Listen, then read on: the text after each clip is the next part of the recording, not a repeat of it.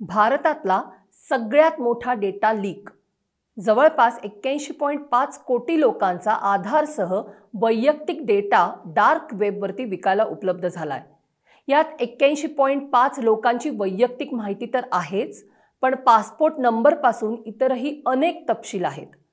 हा सगळा प्रकार काय आहे समजून घेऊया आजच्या सायबर वीकलीमध्ये.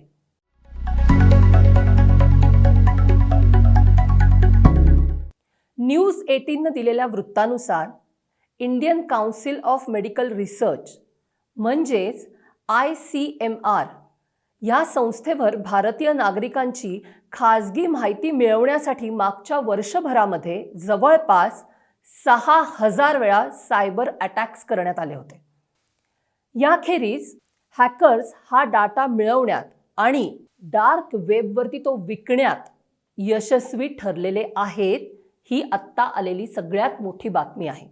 हा डेटा लीक किती ऑथेंटिक आहे हे समजावं यासाठी हॅकरनं काही लाख लोकांचा डेटा सॅम्पल म्हणून ठेवलेला आहे. हे सगळंच प्रकरण अतिशय गंभीर आणि गुंतागुंतीचं आहे. या सगळ्यात मोठ्या डेटा लीकमध्ये भारतीयांची कुठली माहिती म्हणजे त्यांचा पर्सनल डेटा कुठला लीक झाला आहे हे आता बघूया.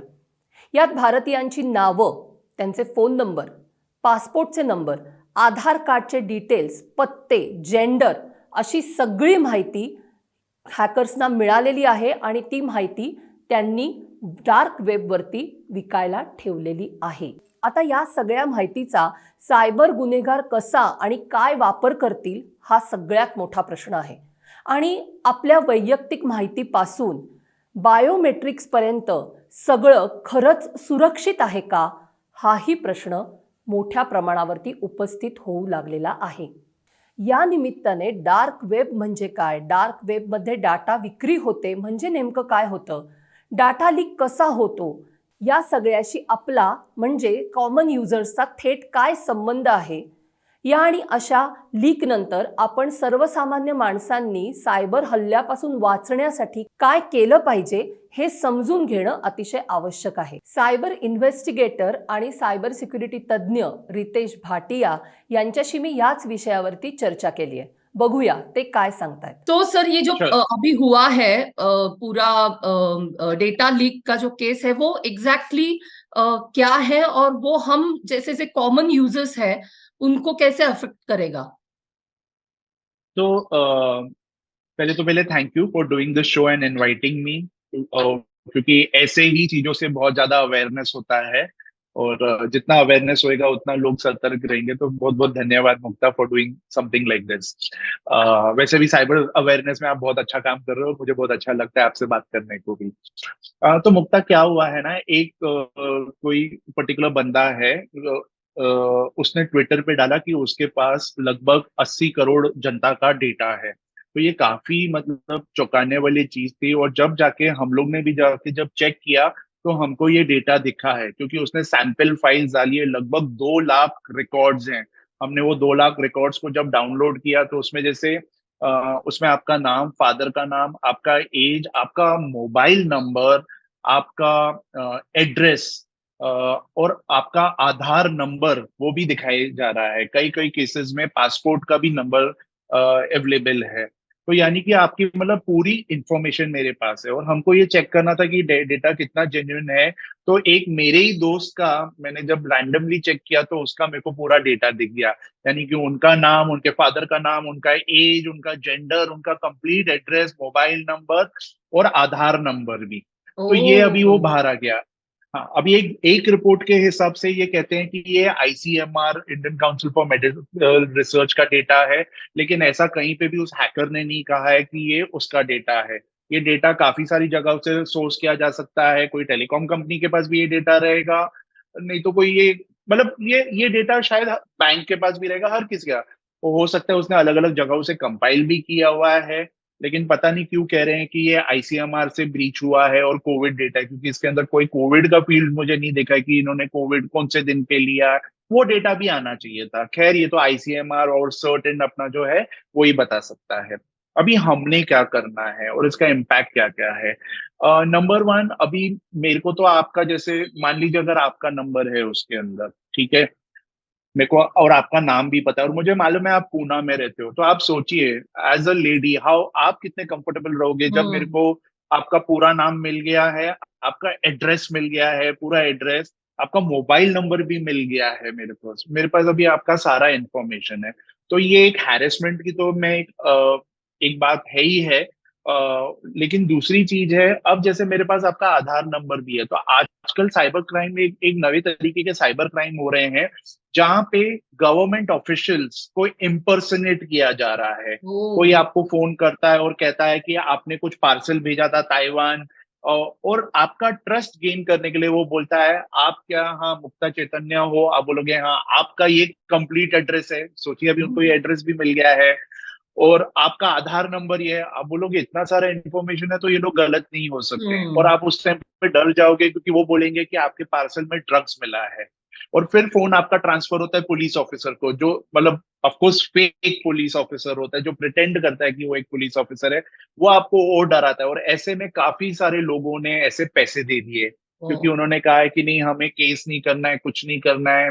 वो लोग यही कहते हैं कि आपका एड्रेस मिसयूज किया गया है। अभी हम्म। आप सोचिए, हमारे पास ये तो अभी 80 करोड़ लोगों का एड्रेस नंबर, पूरा नाम, आधार नंबर सब कुछ मिल गया, और 80 करोड़ छोड़िए, इस हैकर ने जिस हिसाब से सैंपल डेटा डाला है 2 लाख का, खैर 4 लाख का वो कह रहा है, लेकिन हम्म। हम 2 लाख का तो देख पाए हैं। उन मेरे लिए मतलब एक हैकर के लिए तो 2 लाख तो उसको फ्री में मिल ही गया ना टारगेट, यस। वो भी उसके अंदर से वो अगर सॉर्ट करेगा ओनली लेडीज तो उसको सारे लेडीज मिल गए, only of age this age group उसको वो सारे मिल गए। तो हमने अभी क्या करना है, हमने दो चीजें ध्यान रखने का है। एक दूसरा टाइप का जो स्कैम हो रहा है उसमें ऐसा हो रहा है, मान लीजिए जब आप अपना प्रॉपर्टी रजिस्ट्रेशन कराने जाते हो या रेंट एग्रीमेंट के लिए करते हो, पता है हम लोग अपना अंगूठा का मार्क हम्म। देते हैं स्टैम्प हम्म। पेपर पे, स्टैम्प पैड लेके। तो बहुत सारी जगहों पे कैसे हो रहा है, ये जितने भी फिंगरप्रिंट्स है उसको उठाए जा रहे हैं, उनका एक सिलिकॉन रबर मोल्ड जैसे बन रहा है, उसके ऊपर हमारा एक अंगूठा बनता है सिलिकॉन का। और ये जो चीज है ये मतलब गांवों में बेची जाती है, और वहां पर वो बैंकिंग कुछ एक बैंकिंग कार्यकर्ता टाइप्स होते हैं, वो लोग क्या करते हैं, उनका काम होता है आधार एनेबल्ड पेमेंट सिस्टम के द्वारा हम्म। माइक्रो लोन्स देना। तो उनके पास एक ओ। छोटा सा पॉस डिवाइस रहता है और उनके पास कैश रहता है, तो बहुत ही मतलब जहाँ पे एटीएम बहुत बहुत दूर होते हैं, मैं गाँव की बात कर रहा हूँ, वहां पे ये जाते हैं और वो मतलब फिंगरप्रिंट लेते हैं, उसके लिए आधार नंबर लगता है उनको, हम्म। फिंगरप्रिंट जैसे लेते हैं, उसने फिंगरप्रिंट दिया, ऑथेंटिकेट हो गया, और उस बंदे को पैसा दे देते हैं। अभी सोचिए, यही जो बंदा है वो आपके फिंगरप्रिंट्स खरीद लेता है, उसको आपका बैंक अकाउंट नंबर मालूम है, आधार नंबर भी मिल गया है, और अब वो आपका फिंगरप्रिंट लेके वो 10,000 रुपया आपके खाते में से विड्रॉ कर सकता है। ओ माय वो गॉड। विड्रॉ कर, हाँ, क्योंकि वहां पर कैसे जैसे कैश की जरूरत पड़ती है ना, तो ये लोग उस टाइम पे मतलब वो कैश निकालते हैं उस पर्टिकुलर अकाउंट, मतलब ऑथेंटिकेट करके इनको कैश दे देते हैं, एक हिसाब से एटीएम हो गया, इसके लिए इसको माइक्रो एटीएम बोलते हैं। तो आपके खाते से उसने 10,000 रुपया निकाल लिया और वो कैश उसने अपने पास रख डाला, और ऐसे में कोई ओटीपी भी नहीं आता है। ऐसा वो मैक्सिमम आपके साथ 5 ट्रांजैक्शन कर सकता है दिन में, each transaction not more than 10,000, यानी कि 50,000 तक का आपका फ्रॉड कर सकता है। इसके लिए आप ट्विटर पे भी देखोगे तो बहुत सारी जगहों पे लोगों ने कंप्लेंट किया है कि मेरे से 10 10 10 करके 5 बार पैसे गए हैं, मेरे को कोई हम्म। ओटीपी नहीं आया, ये क्या हो रहा है, तब जाके लोगों ने बोला है ये आधार एनेबल्ड पेमेंट सिस्टम करके का स्कैम है एक, जो मिसयूज हो रहा है। तो इसके लिए अभी हमने क्या करना है, हमारा जो आधार का जो बायोमेट्रिक्स है वो लॉक करना है। वो कैसे हम्म। लॉक करते हैं, आप यूआईडीए की वेबसाइट पे चले हाँ। जाइए या एम आधार ऐप से आप उसको लॉक कर दीजिए। आपको जब भी आपको ऑथेंटिकेट करना पड़ेगा उस थोड़े समय के लिए आप उसको ऑन कर लीजिए, और फिर बाद में वापस से आप स्विच ऑफ कर लीजिए।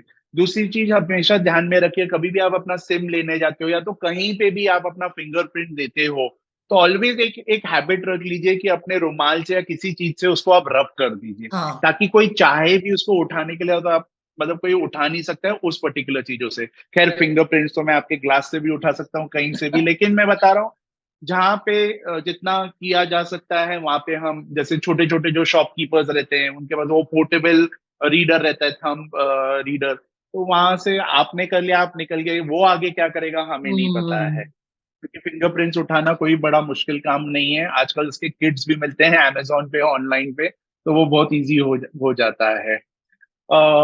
थर्डली, आपने हमेशा ये ध्यान रखने का है कि जितना हो सकता है प्लीज अपना वर्चुअल आईडी यूज कीजिए, वर्चुअल आधार। वापस से आप अपने यूआईडीए के वेबसाइट पे जाइए, वहां पे बोलिए डाउनलोड आधार कार्ड को डाउनलोड कीजिए विद वर्चुअल आईडी।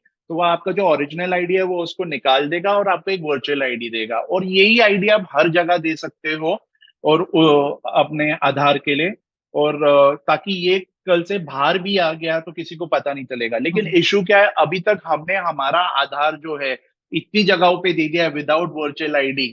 तो अब वर्चुअल आईडी देने से मेरे को पता नहीं कितना फर्क पड़ेगा, लेकिन हाँ, जहां आप 10 जगह फंस सकते थे वहां शायद अभी आप 5 जगह फंस जाओगे, या 5 जगह के चांसेस है कि आपके साथ कुछ अटेम्प्ट होगा, बाकी 5 में फेल होंगे। तो कहीं ना कहीं ये छोटी मोटी चीजें हमको ध्यान में रखनी है। लास्टली, कभी भी कोई कॉल आता है जो उसके पास आपके सारे डिटेल्स है और आपसे कह रहा है कि ये आपका एड्रेस है, ये आपका नंबर है, ये आपका आधार नंबर है, सतर्क रहिए। हो सकता है 99% हो सकता है वो आपका वो कॉल फेक रहेगा और आपको हैरेस करने के लिए, आपसे कुछ पैसे लेने के लिए वो कॉल होएगा।